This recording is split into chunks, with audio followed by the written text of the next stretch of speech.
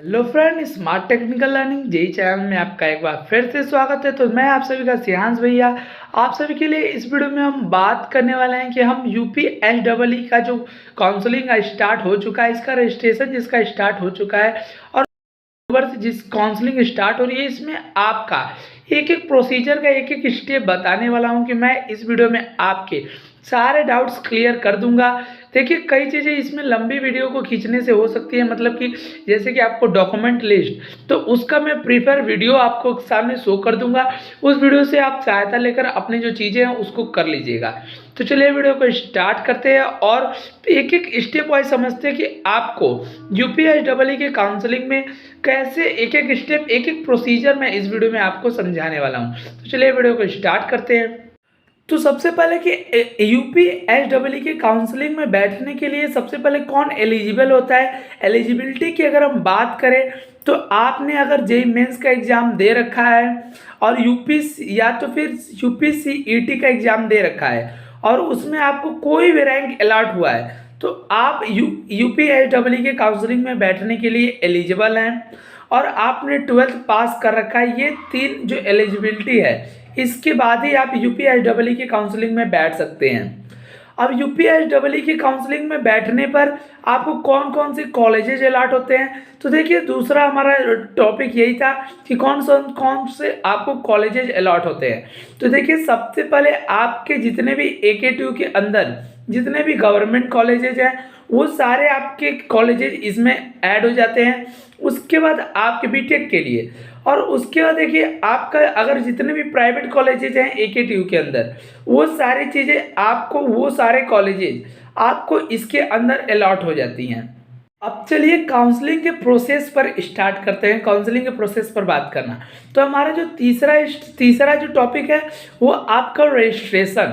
तो आपको देखिए यूपीएसडब्ल्यू के काउंसलिंग में बैठने के लिए रजिस्ट्रेशन का जो प्रोसेस है वो 31 अगस्त से स्टार्ट हो चुका है। अब आपको देखिए इसके काउंसलिंग के प्रोसेस में आपको क्या क्या करना है। तो सबसे पहले आपको इसके ऑफिशियल वेबसाइट पर जाकर इसके जो काउंसलिंग है इसमें आपको रजिस्ट्रेशन करना है। रजिस्ट्रेशन का जो फीस होगा वो आपका, अगर आप जनरल रैंक के हो या ओबीसी के हो तो आपके 1000 रुपये और एससी और एसटी के भी 1000 रुपये ही फीस है। 1000 रुपये और देते हैं और आपको डॉक्यूमेंट लिस्ट, तो वो डॉक्यूमेंट लिस्ट वाला ये जो वीडियो है मेरा, ये पहले अपलोड कर चुका हूँ। इनमें से जितने भी डॉक्यूमेंट लगेंगे आपको साइबर कैफ़े में जाकर अपना जो डॉक्यूमेंट है उसको अपलोड करा देना है। देखिए, अपलोड को पीडीएफ फाइल में अपलोड करते हैं, एक स्पेसिफिक साइज होता है तो आप घर से शायद ही कर पाए, तो इसलिए आपको यहाँ पर साइबर कैफ़े में जाकर अपना जो डॉक्यूमेंट है उसको जितने भी डॉक्यूमेंट्स मांगे गए हैं सारे का लिस्ट इस वीडियो में है, डिस्क्रिप्शन बॉक्स में इसका लिंक डाल रहा हूँ, वहाँ से आप चेकआउट कर लीजिएगा। और आपको सारे डॉक्यूमेंट्स को पीडीएफ फाइल बना के स्पेसिफिक साइज का पीडीएफ फाइल बना के अपलोड कर देना है। रजिस्ट्रेशन के बाद जो नेक्स्ट स्टेप होता है हमारा कि उसके बाद हमारा जो डॉक्यूमेंट है वो अपलोड हो जाता है। अपलोडिंग के बाद आपका जो डॉक्यूमेंट है उसको वेरीफाई किया जाता है। एकेटीयू या यूपीएसडब्ल्यू का जो पोर्टल है वो आपके डॉक्यूमेंट को वेरीफाई करता है कि आपका जो डॉक्यूमेंट है वो रियल है कि नहीं। तो उसके लिए आपको 1 से 2 दिन का प्रोसेस लगता है। आपके कॉन्टैक्ट नंबर और या ईमेल पर आपको आपके डॉक्यूमेंट वेरिफिकेशन का जो मेल है वो कर दिया जाता है। इसमें 1 से 2 दिन का पूरा प्रोसेस लग जाता है, जिसमें आपके हर एक डॉक्यूमेंट को स्पेसिफिक चेक किया जाता है कि आपका डॉक्यूमेंट रियल है कि नहीं है। उसके बाद जो नेक्स्ट टर्म है कि आपके यूपीएसडब्ल्यू के काउंसलिंग में इस बार टोटल कितने राउंड कंडक्ट कराए जाएंगे। तो देखिए, यूपीएसडब्ल्यू के काउंसलिंग में इस बार टोटल 6 राउंड्स कंडक्ट कराए जाएंगे, जिसमें 4 राउंड आपका जो नॉर्मल काउंसलिंग का राउंड है जिसमें आपको सारे कॉलेज मिलेंगे। उसके बाद जो 5th और 6th राउंड है उसको हम स्पॉट राउंड के नाम से जानते हैं।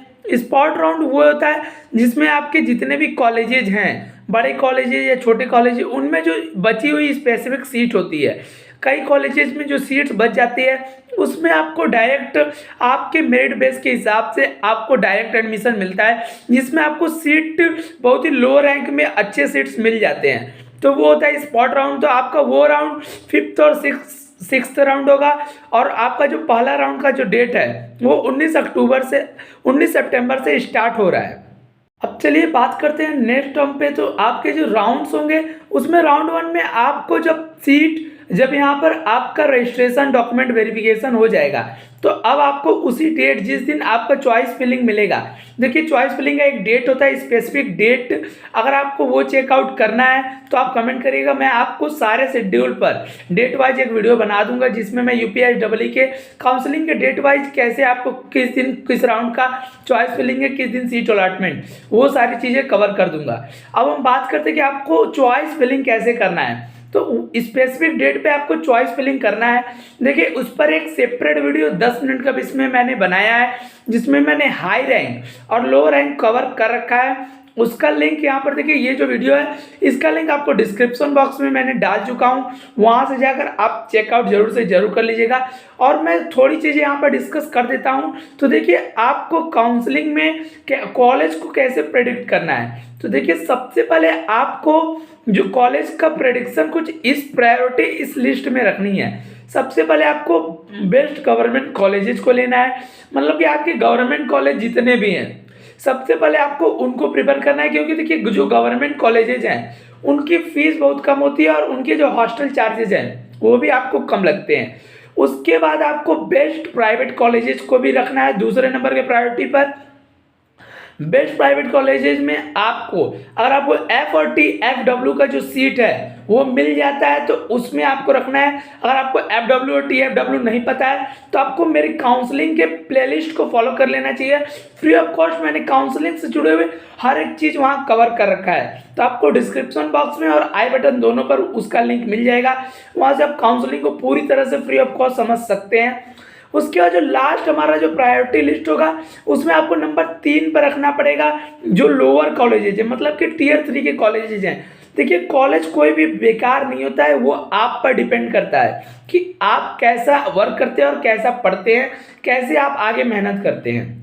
फिलिंग के बाद आपका देखिए सीट अलॉट होता है। आपके सीट अलॉटमेंट जो भी आप चॉइस फिलिंग किए होते हैं उनमें जिसमें आपका जो कट ऑफ है वो आता है तो वहाँ से आपको मिलता है आपको सीट, मतलब कि किसी एक कॉलेज में आपको एक ब्रांच दे दिया जाता है जिसके लिए आप एलिजिबल होते हैं। तो इसीलिए मैंने बोला कि आपको चॉइस फिलिंग में सबसे ज़्यादा ध्यान देना है। तो चॉइस फिलिंग वाला मेरा वो वीडियो जरूर से जरूर देख लीजिएगा, डिस्क्रिप्शन बॉक्स में लिंक है, वहाँ से आप जरूर से जरूर इस वीडियो को देख लीजिएगा, जिससे आपको बहुत ज़्यादा हेल्प हो जाएगी। अगर आपका लो रैंक है तो भी और अगर आपका हाई रैंक है तो भी वो वीडियो जरूर से जरूर मैं प्रीफर करूँगा, क्योंकि देखिए चॉइस फिलिंग ये आपका डिपेंड करता है कि आपको कैसा कॉलेज मिलने वाला है।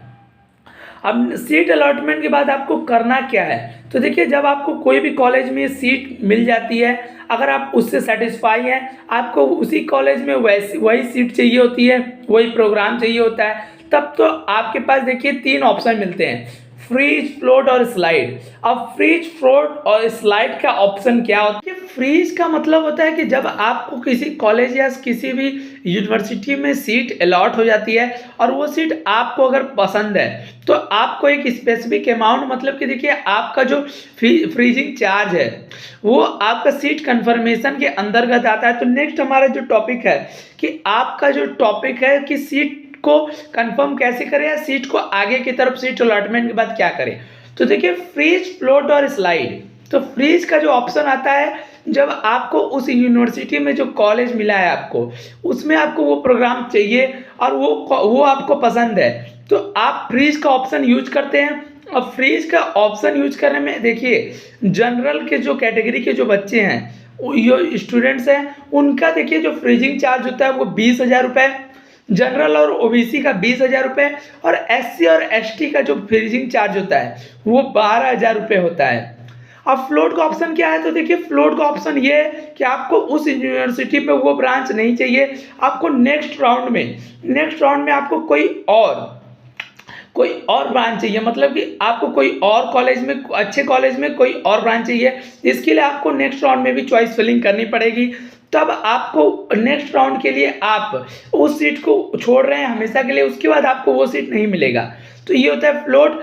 अब स्लाइड का ऑप्शन सबसे यहाँ पर डाउटफुल होता है। तो देखिए स्लाइड का ऑप्शन ये होता है कि जब आपको सीट अलॉट हो जाती है किसी कॉलेज में, आपको उसी कॉलेज में जो प्रोग्राम है आपका, जो ब्रांच है आपका, उसको अपग्रेड कराना है, तब आप स्लाइड का ऑप्शन यूज करते हैं। मतलब कि आपको अगर किसी भी एक कॉलेज में आपको EN ब्रांच मिला है, आपको उसके ऊपर वाला ब्रांच चाहिए CS, ITI, AIML, तो आप स्लाइड का ऑप्शन यूज करते हैं और नेक्स्ट राउंड में अगर आपका एलिजिबल होते हैं तो आपको वहाँ पर जो सीट है वो अपग्रेड करके, ब्रांच अपग्रेड करके दे दिया जाता है। डबल के काउंसलिंग का जो सबसे लास्ट प्रोसेस होता है, जब आपको सीट मिल जाती है तो आपको उस कॉलेज में आपको 2 दिनों के अंदर रिपोर्टिंग करना होता है। रिपोर्टिंग मतलब कि वहाँ पर जाकर आपको अपने जो सर्टिफिकेट्स हैं उनके 2 कॉपीज और उनके जो फोटो कॉपीज हैं उनको जमा करना होता है। वहाँ पर रजिस्ट्रेशन का जो प्रोसेस होता है, जिससे कॉलेज आपके